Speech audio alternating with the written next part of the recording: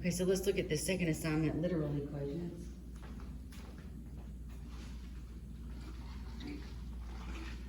So for these are just solving equations, but you just don't have any numbers. There's not much you can combine, so you're really just showing the steps. Number 2, it said that A, B, and C are variables, or to be treated like constants. Y is your variable. Solve the equation for Y and show each step. So we're going to solve it just like we solve any other equation. We're solving for Y.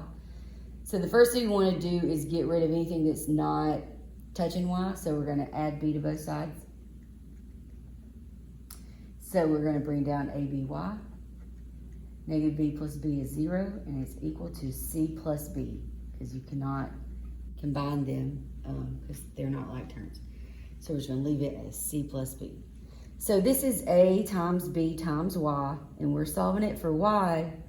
The inverse of multiply is divide. So we are going to divide both sides by everything here except for the Y. So we're going to divide by A times B. A over A is 1, B over B is 1, so we can cross those out. And Y is equal to C plus B over A times B. And there's nothing else you can do. So that is your answer. All right, so let's look at number 4. A equals 1/2 B times H. Solve it for H. If there's an equation like this where there's a fraction, I start with multiplying by the denominator. It just makes it easier. It gets rid of your fractions. Our denominator is 2, so I'm going to multiply everything by 2. And when I get 2 times A is equal to, so 2 over 2, that's going to cancel out. So those 2's go away because it's 1. And 1 times B times H is just B times H. To solve that for H, we're going to divide both sides by B. And we get 2A over B is equal to H. So that is,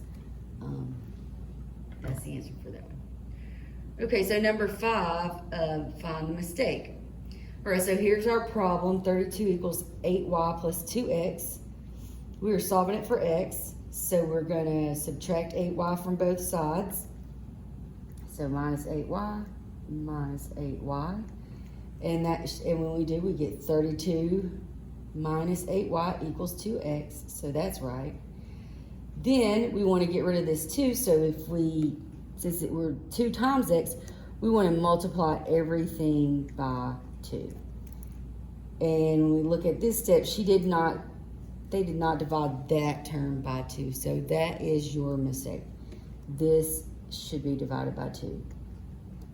And when you do, then this will become a 4. So it'd be 16 minus 4y equals x. So that was the mistake.